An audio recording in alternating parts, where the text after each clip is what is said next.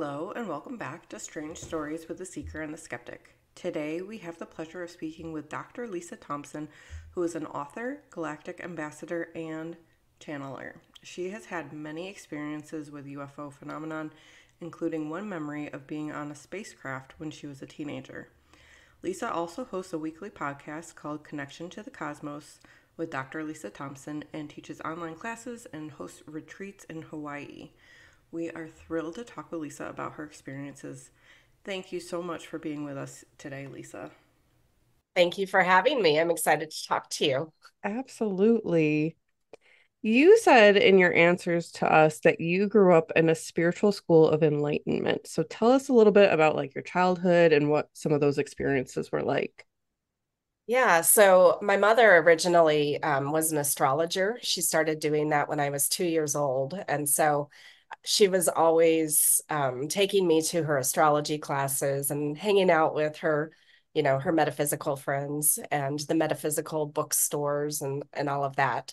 When I was 13, we moved from Oklahoma City to Yelm, Washington to attend the Ramtha School of Enlightenment. And Ramtha is a channeled entity, a channeled ascended master from 35,000 years ago, he says, channeled through Jay-Z Knight. And so this was back in 1986, so mid 80s. And what prompted my mom to actually move was she and my aunt had attended a weekend called the Days to Come. And so Ramtha was sharing information that people needed to be living in safe places where there was a lot of water, where they could grow their own food, basically be self-sufficient.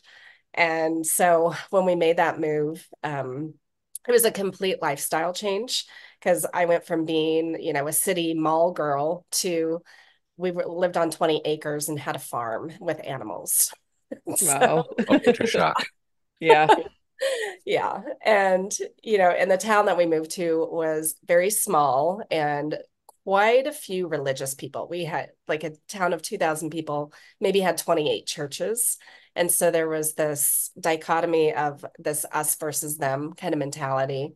And I just wanted to be really normal and fit in, but I wasn't really meant to be that way. Mm-hmm. So when I started going to the school, I was learning things about higher consciousness, higher dimensional reality. We were learning about extraterrestrials, things of that nature, and learning how to create our reality and all of that. So that's my childhood. It's super interesting. So does that mean that you actually know or knew Jay-Z Knight? I mean, I have met her, Okay. That's personally. interesting. That's super interesting.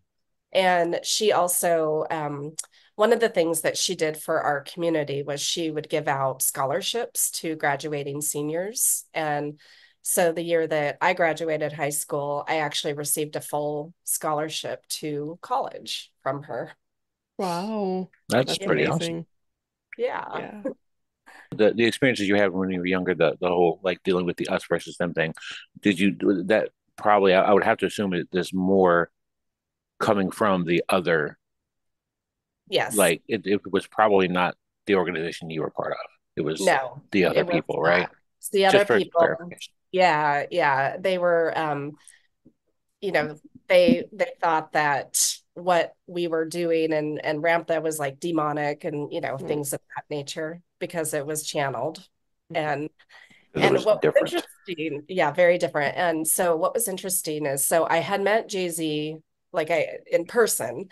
So I knew what her energy was like and what her personality was like. And then the first event that I attended where Ramtha was channeling, I immediately knew the difference between the energy coming through that body. It was such a really intense energy, and Ramtha could read thoughts, and yeah, very different, night and day difference between Jay-Z and Ramtha.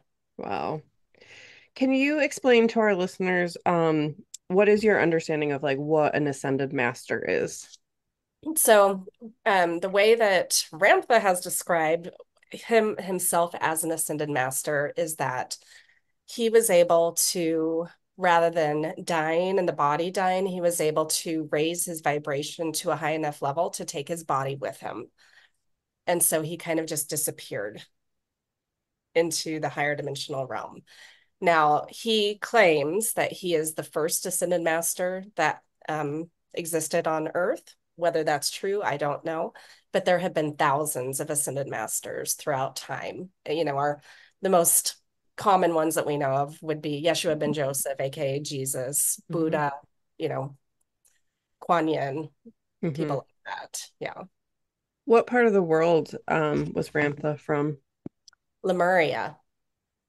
And Okay. so for if people don't know in your audience where Lemuria is, basically it's in the Pacific Ocean. Lemuria is a continent that is said to have spanned from Easter Island here to Hawaii, where I live, down through Indonesia, Micronesia to New Zealand.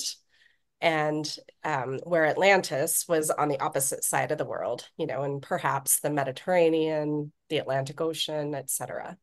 I don't know much about Lumeria, I'll be honest with you. I know, though, I'm actually holding, I don't know if you can see, a Lumerian crystal. This is like one of my, it's so funny. It's like my favorite. And so this is like my interview crystal, and I do therapy and I'm always holding that. But yeah, I just was called to this specifically, but I don't know much about it. So the little bit that I know was it was said to be kind of like a society that had expanded consciousness. Is that your, can you tell us a little bit more about it?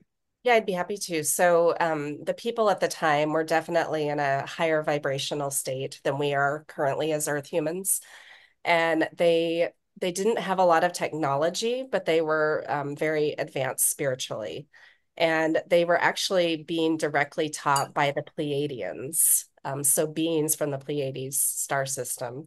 And so the Pleiadians were here on Earth teaching the Lemurians their ways. And so very harmonious, loving kind of community.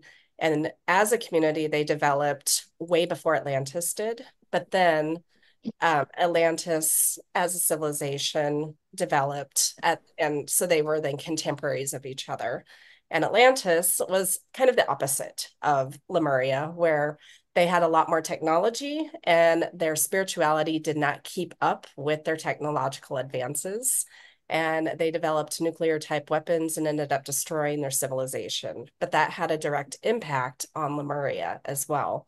And so some people say Lemuria sunk. You could also say the oceans rose. But all those islands that I mentioned are the mountain remnants of the Lemurian continent. And what's really beautiful is that all of the Pacific Rim countries have origin stories saying that they come directly from the Pleiadian star people. So that whole Lemurian Pleiadian connection has carried through all of these ages. It's very fascinating. So you had told us in your answers that when you were 15, you consciously remember being on a spacecraft. So tell us about that experience and where that has taken you since. Yeah, I would love to share about that. So it was a nighttime experience. So I was asleep. So I don't remember how I got onto the craft, but I was living on that 20 acres that I told you about earlier. And so um, I wake up all of a sudden and I'm inside the spacecraft. And it was a smaller shuttlecraft. It was just me and my ET guide. And when I realized where I was, number one, I didn't have any fear. And I wasn't, I wasn't afraid. He actually looked human and he felt very familiar, like he was my friend, like I had met him before. And it turns out I had been with him many times, which I'll share a little bit. So we start flying through space, and from the perspective of being inside of the spacecraft, the walls looked like they were transparent, where you could just fully see out into space. So you could see the blackness, the pinpoints of the starlight as we're passing through different gas layers, the beautiful colors of that. And we finally landed where we were going. And so when we landed, I asked him where we were. He said we were inside of Io, one of Jupiter's moons. And then he started touring me around what looked like a hospital facility. And so I could see into different rooms where people were being examined, and there was nothing scary going on, no probes or anything, but everyone looked really human. And so my next question to him was, are you human? Is everyone here human? And he said, no, we are not human. Those of you that we have brought here are. He said, we're humanoid, but we disguise ourselves because our form tends to scare you. So then my next question to him was, well, why are we here? Why am I here? And he said that those of us that had been chosen to be brought there were being tested to see if something happened to Earth, if we could live in an environment like that or something similar. Now, this was in 1988. And at that time, we were still in the Cold War and perhaps on the verge of World War III. So there really was a timeline where something could have happened. So then at the end of the tour, I asked him if I could see what he really looked like. As a kid, I was obsessed with animals, and the weirder, the better. So I thought whatever he showed me, I could handle. And actually, that's what my doctorate is in, is zoology. So Okay. yeah. And so when he showed me what he looked like, he was about 7 feet tall, pure white skin, like really chalky white, big dark eyes, and long red hair, like really fire engine red kind of hair. And he had what looked like triads or triangles tattooed on his cheeks. And so really large and really extreme in how he looked, but completely benevolent. So then I get returned back home, and I remember laying in my bed and just thinking, okay, that is the weirdest dream I've ever had. Because at the time I was like, that couldn't have been real. That was a dream. And so for a few months, I just thought it was a dream. But with dreams, typically within 10 minutes, you forget details. Mm-hmm. And where I didn't ever forget the details. So fast forward a few months later, I was reading Whitley Strieber's book, Communion, about his experiences with the gray ETs. And at the end of the book, he's interviewing different people that had been taken, and they all have the same kind of gray ET experience that he had had, except for one guy had a completely different story, where he was telling Whitley that he had been taken to a moon of Jupiter and told he was one of the chosen ones. Whitley made a little side comment, kind of sarcastically, saying, well, I hope it isn't Io. And as soon as I read that, I had head to toe chills. Tears started coming down my face. And so that was my body's way of telling me, okay, that was experience, not just a dream. Now, again, at the time, we're in the Ramtha School of Enlightenment. So I knew that my mother would believe me if I told her what had happened. So I did, and she got really excited. And a few days later, she actually introduced me to one of the other students at our school who had formerly been very high government, who knew about the different ET races that our government knows about and works with. So I shared with him my story. And when I got to the part of describing him, he was like, I don't know that race. He said, but we don't know all of them. There are so many out there. But he said, you had a real experience. So not only did I get my own validation, from my body, but also from someone who knew about these things that could validate it externally. And so that was huge for getting validation so quickly, after the experience, and not having to go through my life thinking I'm crazy. Mm-hmm. It planted the seed for the work I do now as a Galactic Ambassador. And so I have tried to figure out who this group is. There are a lot of different, a few different authors who have books on ETs and what they look like, and where they come from, and all of that. And I have never found this specific race in any of those books. I've never heard anyone describe them in this way. And so what I found out a few years ago was that they really don't interact with Earth very much at all. But they do interact with the Arcturians, and Arcturians are one of my family. And so they're also very neutral. They're not part of any of the galactic federations. And so that's another reason why they're not really known to Earth. But I had been with them throughout my childhood. Okay, so this had happened multiple occasions, but this is the one time that you do remember. Yeah, they let me remember it, I think, because I was emotionally mature enough, and I was in that position where I could get it confirmed, that it was real. Whereas I think when I was a younger child, if I would have remembered, everyone would have thought I was crazy. Right. Right. Yeah. I mean, it's wonderful that you had a mother who was understanding and supportive, because so many people just have their experiences shot down or are made to feel like they're crazy.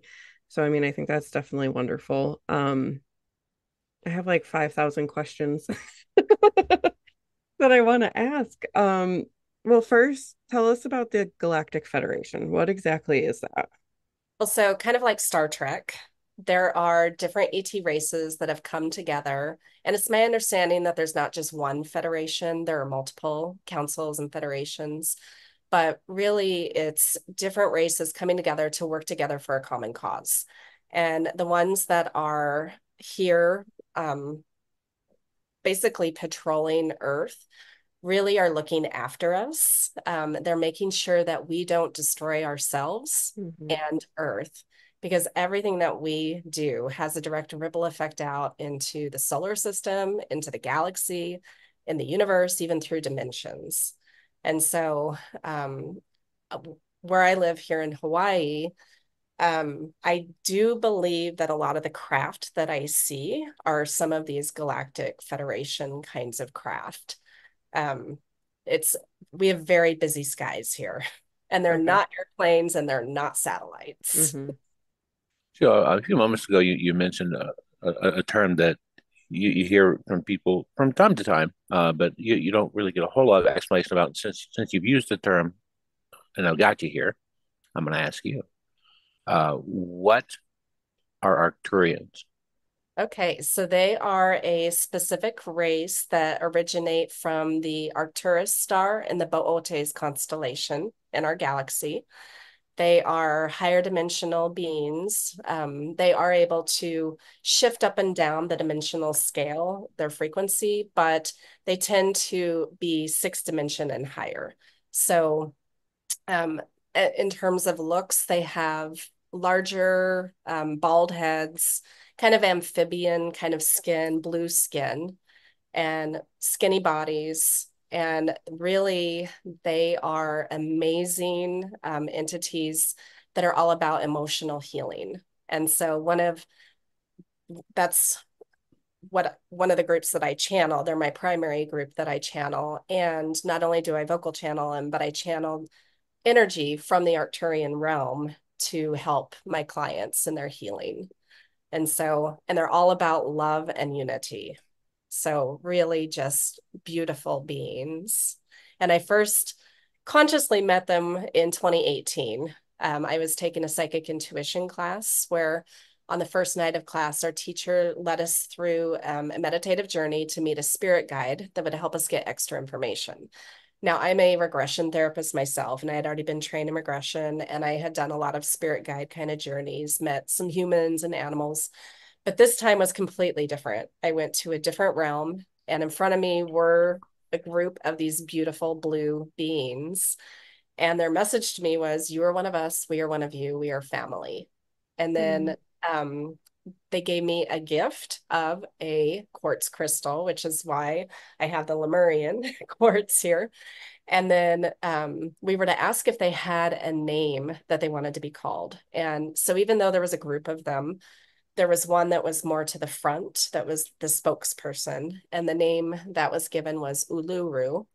And so that's what I realize now is I am Uluru. That is me as multidimensional Lisa in the Arcturian realm. So basically, it was like I was looking at myself and talking to myself.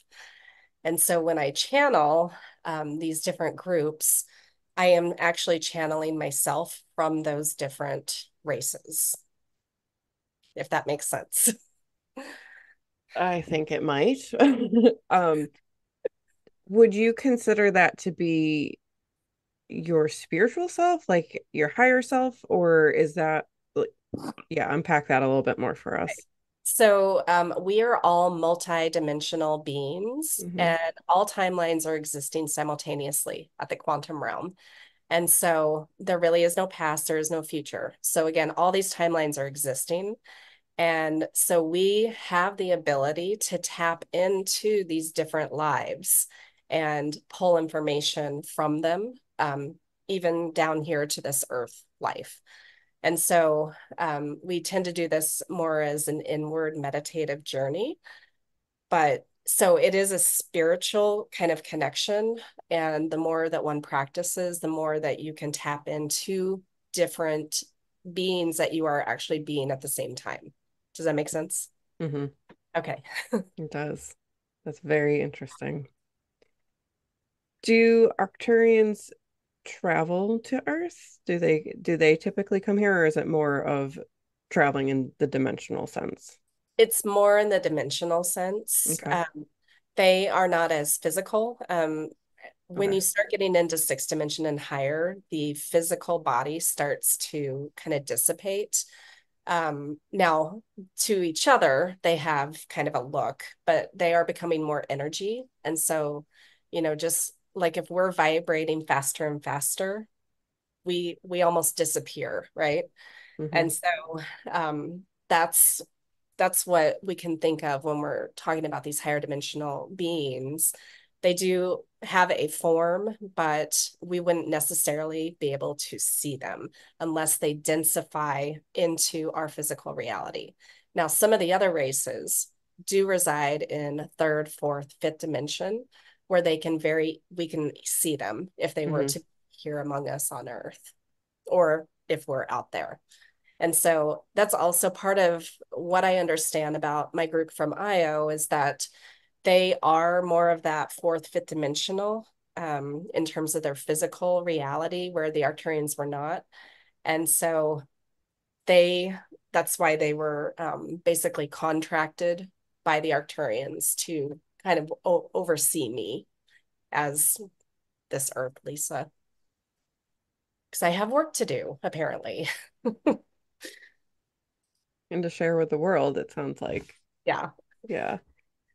Um, the ET races that do typically come in physical form here on Earth, well, which ones are they?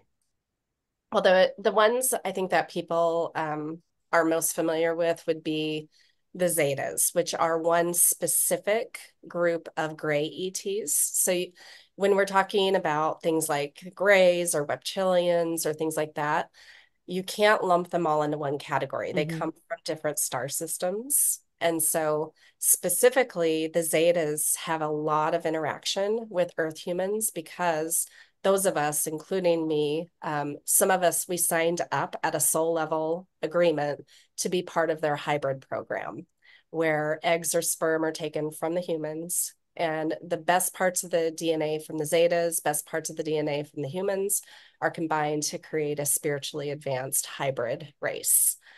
And so right now, as far as I know, I have 12 hybrid children.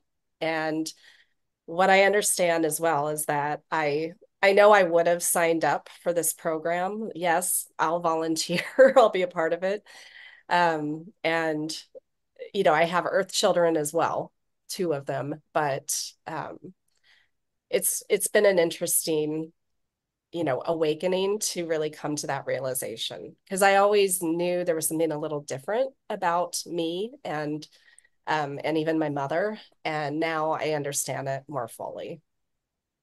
And where are these hybrid children residing? They live on spaceships. They don't have a home planet. And so the plan, if everything goes according to plan, is that there are timelines where the hybrid children, perhaps in 5 years, as early as 5 years, maybe 20 to 30 years, might be able to come and live here on Earth among us. And so there are people that are creating communities, safe place communities for these hybrid children for when they do arrive so that they can better acclimate to Earth. But they have so much of our DNA that they would be able to live here. And what's your understanding of like the reason that they're creating hybrids?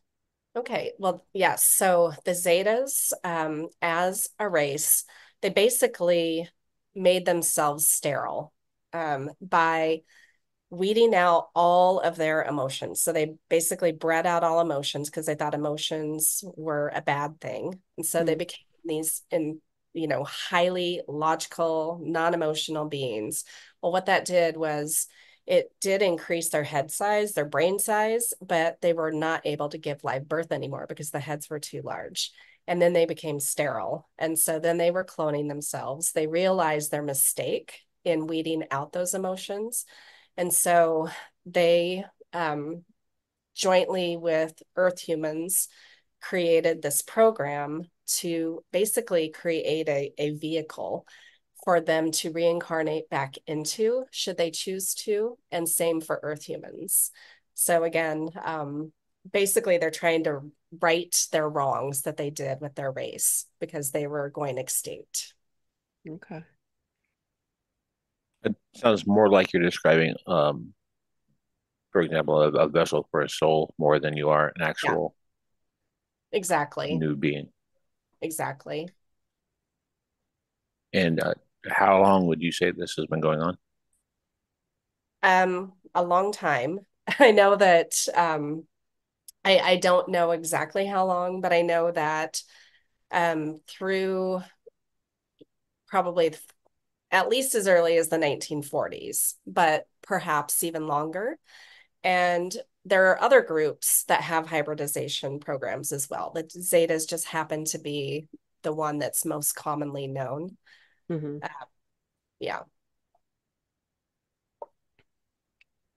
How exactly, I think this is a question like lots of people want to understand. How exactly are they traveling? Well, it depends on which race. Okay. And I mean, they all have different technology. Their physics, their understanding of physics is very Mhm. different than ours. And so some of them are able to actually use their body as a light vehicle. We actually, as humans, this is something we did learn at the Ramtha School, was how to start practicing having our bodies become a spacecraft so we can um, basically biolocate and things like that. And so, really raising the vibration in a certain way with the thought of I'm in that space, then you can instantly be there. Now, I think others travel probably through wormholes, they can fold space time, all the other kinds of things. But it's way more advanced than what we understand with our rockets.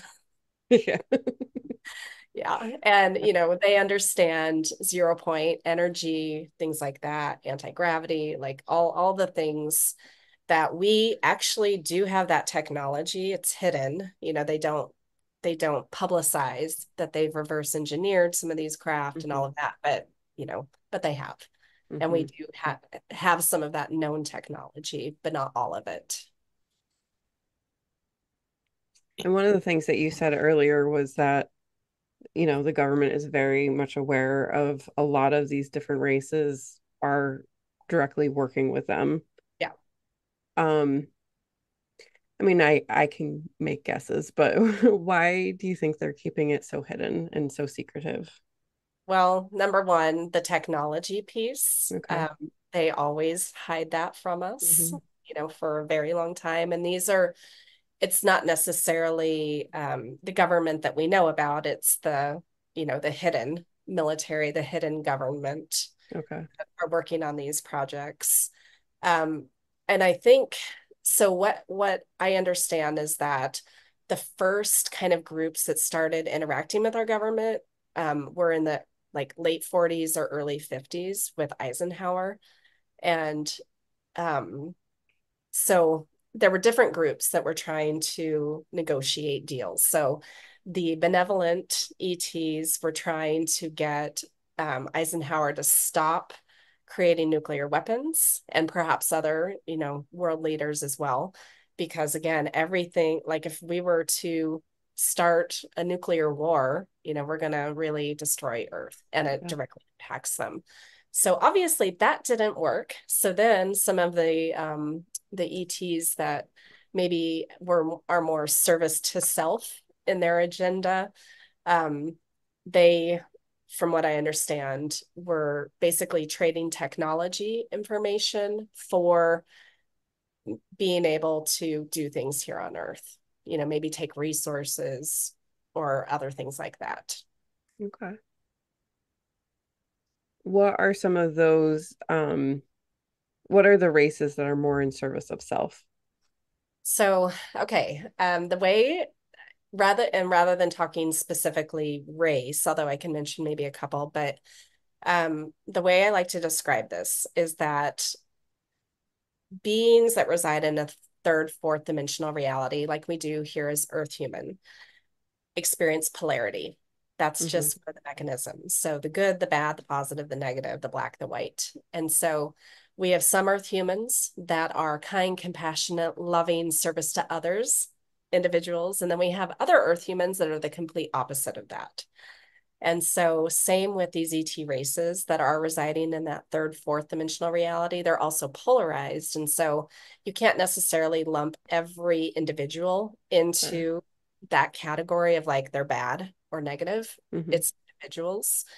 But some of the ones that get the bad rap are grays in a broad sense. But again, we have grays from all different star systems. I do know there are some people that believe the Zetas are bad because of the hybridization program, because they're not understanding that it's a soul level agreement between nothing can be done against our free will. And so the Draconians, which are a type of reptilian, that's another one that gets a bad rap as well. So yeah, when you hear of the lizard people or reptilians or Draconians, grays, those are the most common of the groups I think that people are afraid of. I mean, that makes a lot of sense, that, yeah, there's people who are more aligned with altruism and helping and being of service, and there's other people who are not. So it makes sense that that would be for other races as well. Yeah. And as we are vibrating at a higher level, so the more that we're in a state of joy, in play, in love, not judging other people, then we're in a higher frequency of vibration, and nothing that doesn't match that frequency can come into our space. So whether it's human or ET. So what I always, and my ETs always suggest to people is try to do your best to keep yourself in that higher vibrational state. But if you do find yourself in the lower vibrational state, then no, you have a choice. You can raise your vibration. And, but if you're in that lower state, then you might attract things that are equal to that lower vibrational state. But nothing is really separate from us. We are all connected. We are all one. And so when we realize that we do have free will, we are in total control, then even if something maybe more nefarious is messing with us, if we are conscious about it, we can say no. And then that will make it stop. So becoming conscious is really important. Yeah. I definitely agree with all of that. I'm an energy person and definitely agree with, you're only going to encounter what is in alignment with your vibration. Yes. And that, I mean, it seems like from a lot of what you've shared with us, like that is kind of the purpose of like what they are, a lot of these beings are trying to share with us is like elevate your consciousness, live in this vibration of love. Would you agree with that? Yeah. Oh, absolutely. And they all have a slightly different, way that they might talk about it. But, starting once we start hitting that fifth dimensional level, then the polarization goes away. Now we still might have, male, female kind of dichotomy, but there's no more judgment. People are allowed to do whatever they want because they're creating their own experiences. And so there's no more judgment of that. And so what we can do as Earth humans is really get over our judgment of other people. And that starts with getting over our judgment of ourselves. Because where you're judging other people, you still have stuff to heal in yourself. And so the more that you can, forgive yourself, get rid of any shame, guilt, whatever, and just really know that you are creating your experiences, your reality, consciously or unconsciously, then you can make different choices. And so when you start raising that vibration, you're going to have a much more beautiful life. And you're going to be shifting to those timelines where that polarization doesn't exist anymore. And so your next door neighbor can have a totally different Earth experience than what you can be having, even and all of the world events don't affect you when you're in that higher vibrational state. Do you just mentioned shifting timelines. Do you feel like that is something that we're doing a lot of, or yeah, I talk to do. us a little bit about that. Yeah. Well, again, all timelines are existing simultaneously. And, well, are you familiar with Bashar? No.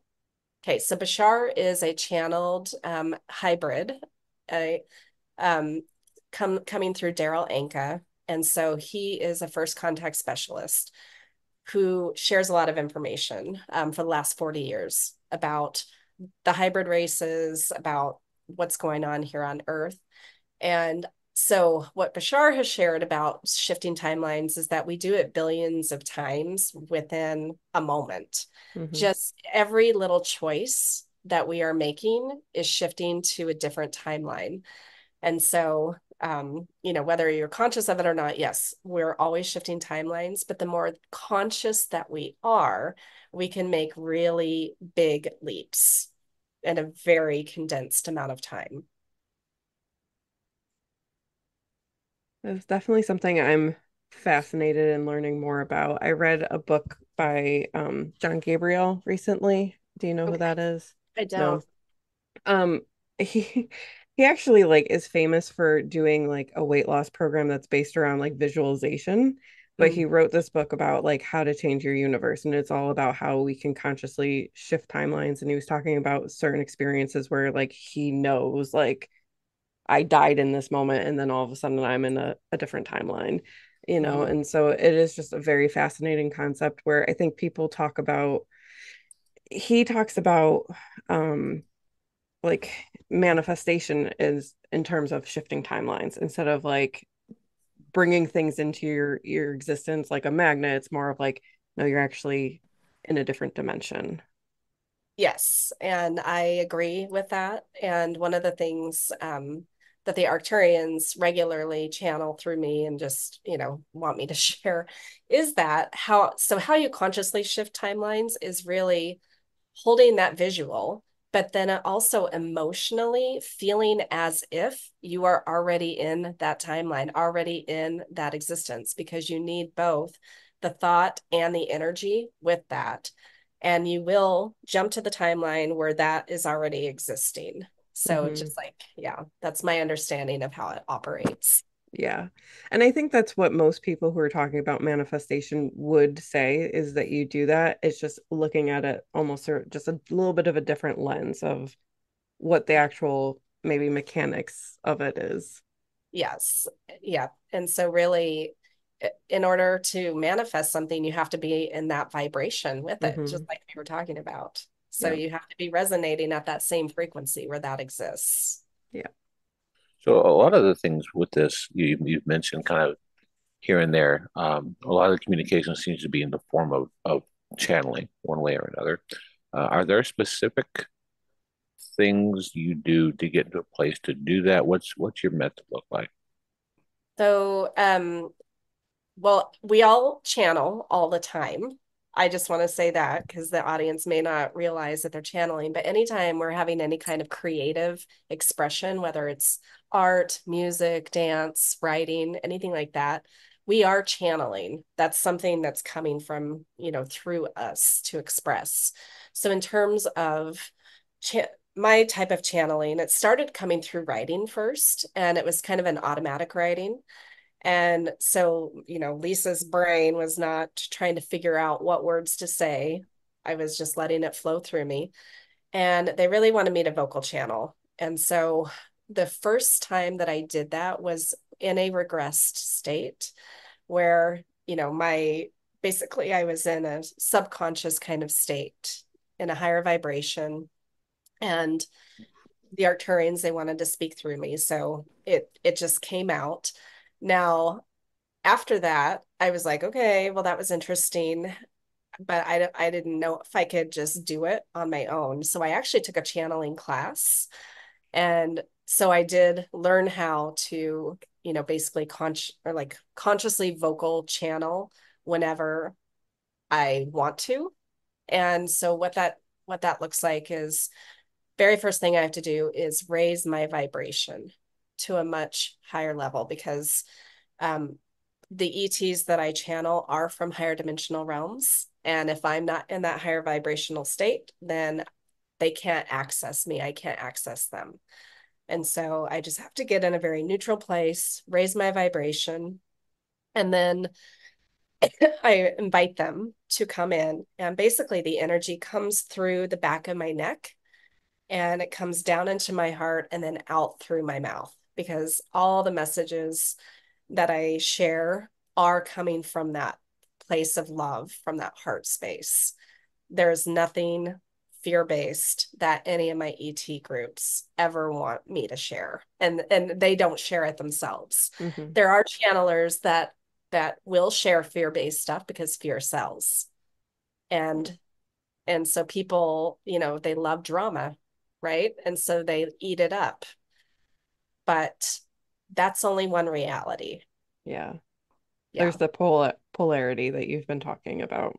exactly. Yeah. So, my ATs, they always are like, turn the news off, don't let the outside environment affect what's going on with you. So I live here on the Big Island of Hawaii, and it's been way easier to bubble myself away from world events because of geographically where I live, Mm-hmm. but also by not paying attention to the news, to religious wars, to the Mm-hmm. politics, to any of that, because that is just meant to keep people in that lower vibrational state of fear. Yeah. I I've definitely tuned out the news over the last few years. And I think my vibration and my mental health are much better for it. I Mm-hmm. do have those moments where I'm like, should I be paying attention more? Should I be, you know, concerned about what's happening in Gaza and Ukraine and stuff like that? But I feel like the way that I can have an impact is not by necessarily paying attention, but trying to ripple out love and light. That, like, you know what I mean? Like, Yes. that is the way that I can have an impact. I can't go over there and do anything or change people's minds, but in the 3D sense, but in the more spiritual sense, I feel like that's how I can have an impact. I totally agree with you on that. And that's also one of the things that the different ETs share through me as well is you got to start with yourself. Hmm. So the more that you can be in a place of peace, coming from love, that's going to ripple out into your community. And then that will ripple out into the rest of the world. What are some of, I mean, you've shared some, and I would just love to hear some more. What are some of like the most important messages that you have channeled? So, right now, the timeline one, the shifting of timelines is a big one because Earth has so many different potential realities. And so there are people that are experiencing the wars and the poverty and, all of that fear. But there are also Earths that are experiencing beautiful harmony, community, and love, and everything in between. And so the more that, one can hold their vision of which Earth they want to be a part of, then that will become the reality.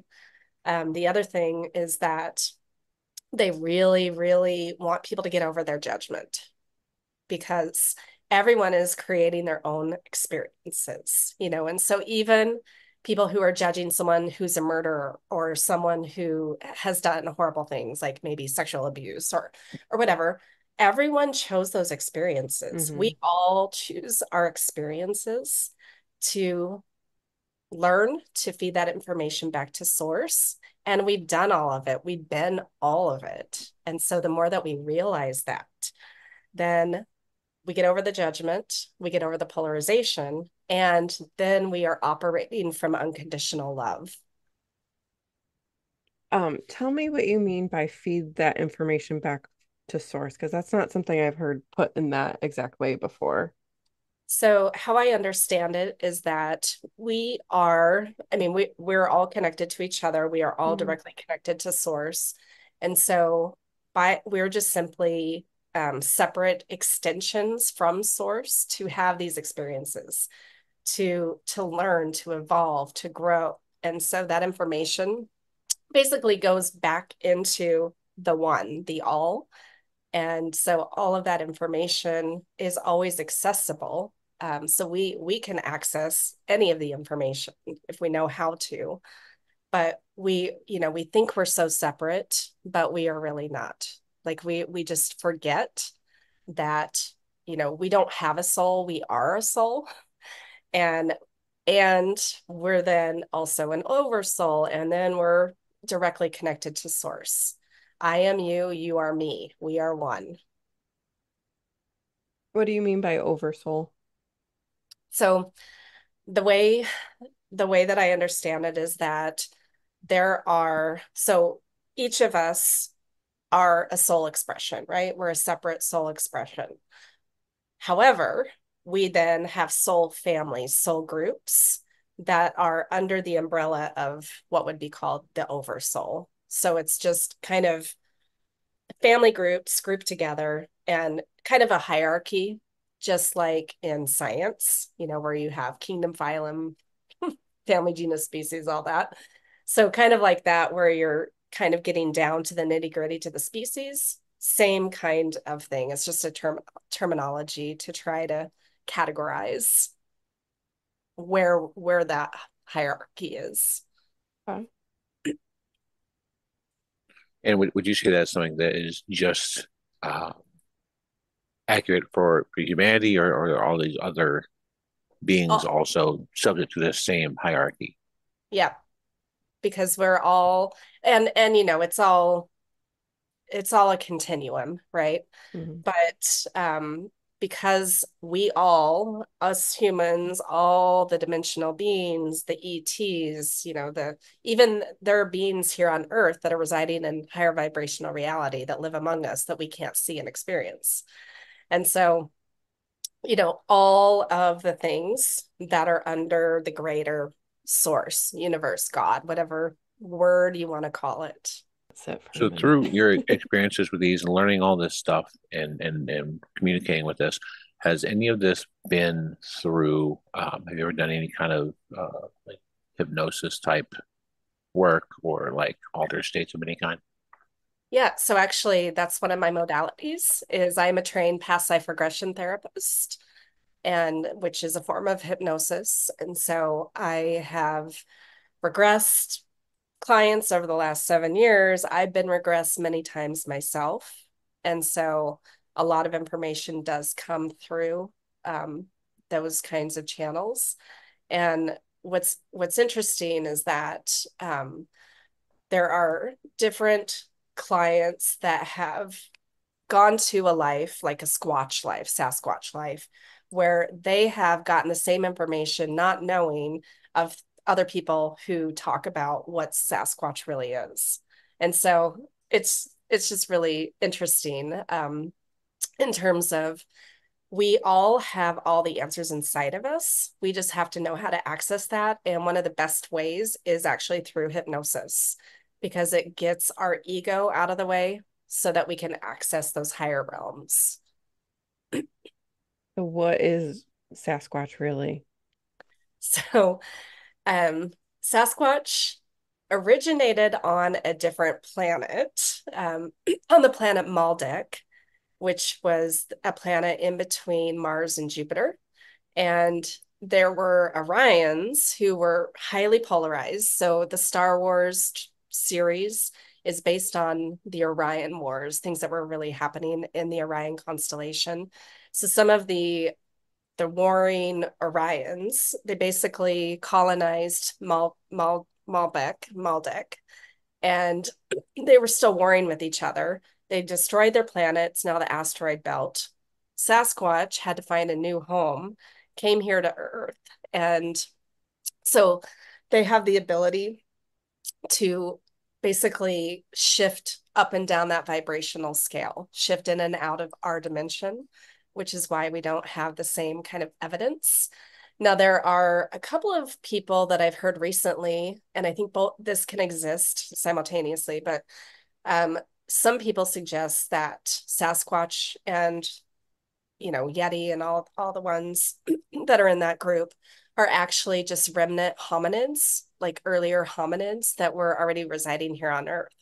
Now, what's interesting is that the Maldek story, they could have moved here to Earth, been these hominids, and without the genetic manipulation of different ET groups, then they just continued, as these hominids, Sasquatch. So both of those ideas can be true. One of my clients, she went to a Squatch life where she was here on Earth, but she did remember that her planet was destroyed. And that's also because they saw humans as being really like warring, fighting with each other with the weapons. That's part of why they hide so well from us too, because if they're, out in the forest or wherever, a lot of the people that are out there have guns. Right. And want to hunt them down. Yeah. If they were to run into them for proof. And so they do try to stay away from humans. But I do have a friend here on the island that he was out camping for a week by himself in Colorado, and he was just in a very blissful, higher vibrational state. One night he was sitting around the campfire, and there was a group of Sasquatch that came and joined him at the campfire. And so there are people that can have these really beautiful interactions. But again, it's all about vibration. Mm-hmm. Like, what is your understanding of like what their culture is kind of like? So the experience that my client was experiencing was they were kind of loners. She was a male Squatch, and as that male Squatch, she didn't hang out as a family group. I think I don't know if perhaps the females tend to hang out more together or if they're also separate, but she was by herself and very rarely interacted with others. So that's all I know, though. Yeah. Yeah. It's interesting. On your website, I'm going to just quote like something that I read there that I was really interested in.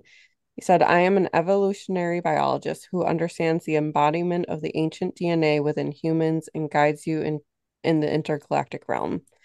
So talk to us, break that down for us about, what is embodied in our ancient DNA. And so we have up to 22 different ET races in our DNA. So we are really not of this earth, in my understanding. And so now what's interesting is that in evolutionary biology, we have a concept known as missing links. And these are where you have a huge evolutionary leap in anatomy and physiology from one species to another without any kind of transition to show how that might have happened. Now, this is true in our human evolution, and I believe that the missing links in human evolution are where these different ET races came in, manipulated the DNA, spliced in their DNA into us, and things like that. Now, when they sequenced the human genome years ago, they found places where the DNA looks like it had been genetically modified. It was kinked, it looked different than smooth, nice DNA that hadn't been tampered with. So it looked just like a genetically modified plant or animal that you would see. And science, of course, they didn't want to explain it or try to figure it out, so they just brushed it off. The other thing is that, they say that most of our DNA is junk DNA. No, that is our latent ET DNA. We have all of these superpowers within us. And so as we are raising our vibration, raising our consciousness, expanding the consciousness, we are activating that latent DNA. And so we really do have these beautiful superhuman powers that we get from our ET relatives. What are some of those powers? So telepathy, um, things like biolocation, um, being able to know things, basically all the clairs Mm-hmm. get super enhanced. And so, we even have the ability to perhaps manifest things out of thin air Mm-hmm. and all of that. And so those are some of the things that we were learning at the Ramtha school.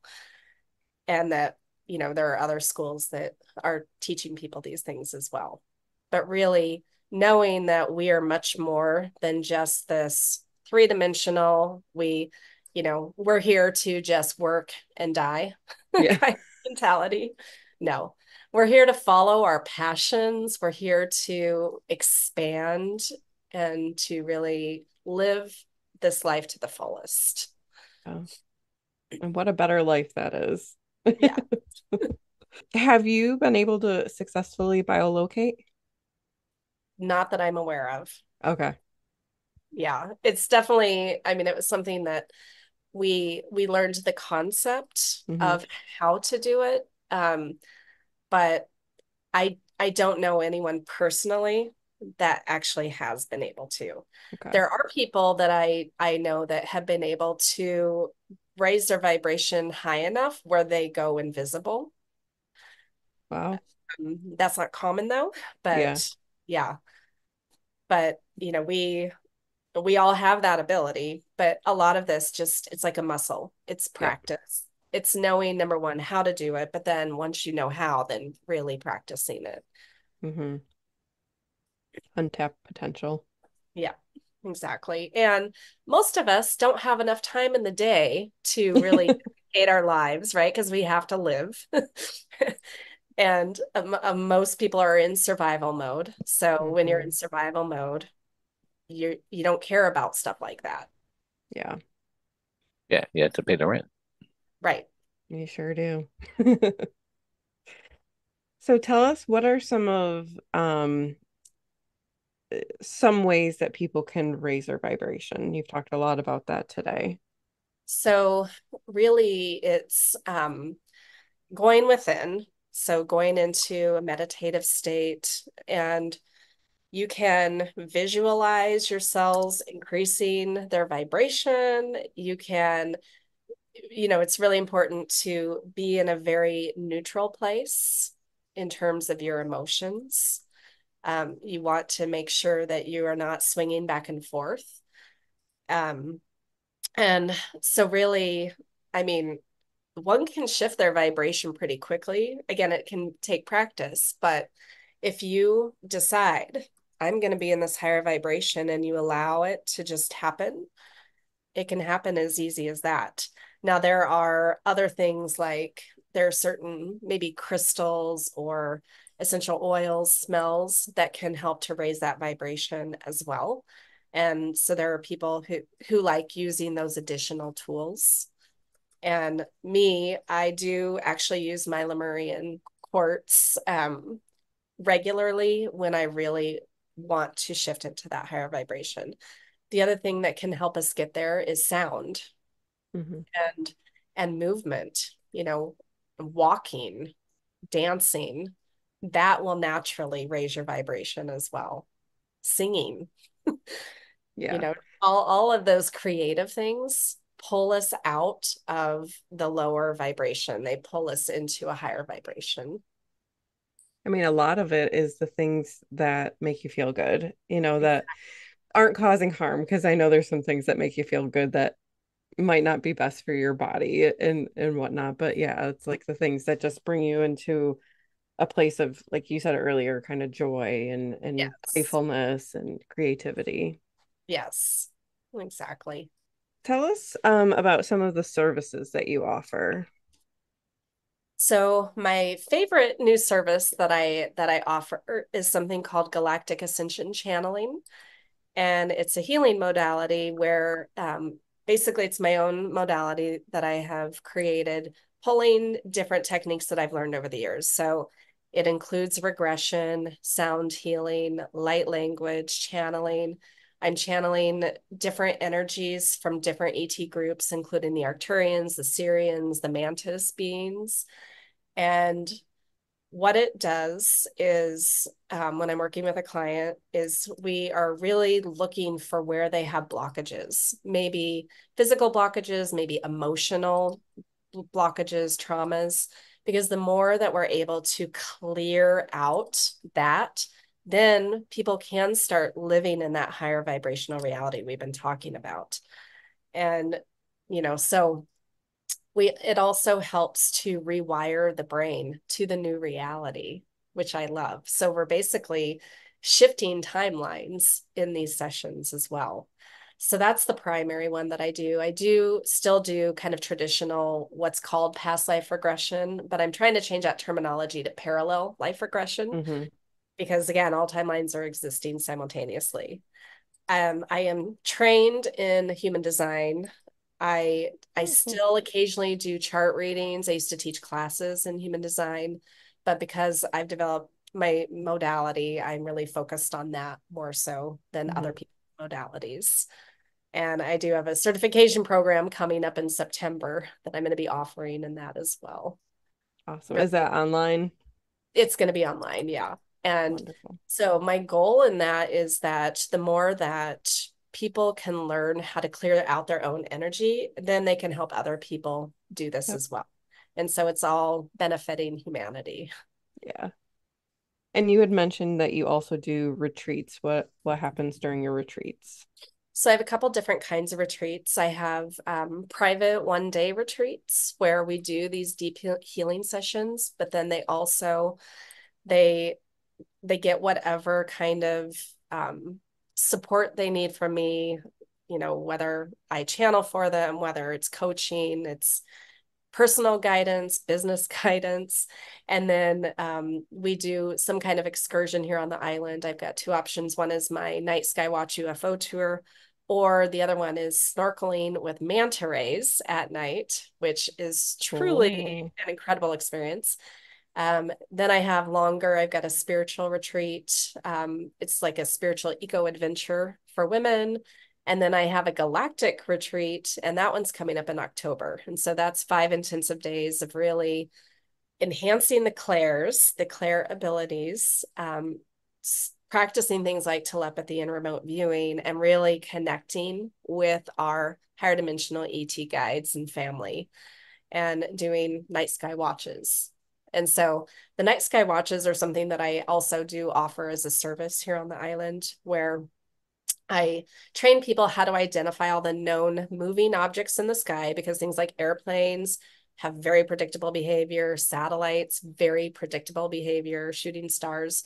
So once you know what that looks like, what that behavior is, then using my Generation 3 military night vision goggles, it amplifies the light in the sky that you can see. And so you can see everything, every pinpoint of starlight, every satellite, every moving object. And then you can actually see all the spacecraft that we have. So we have a lot here. Would you say each time you go out, you see something, or Yes. really? Wow. Yes.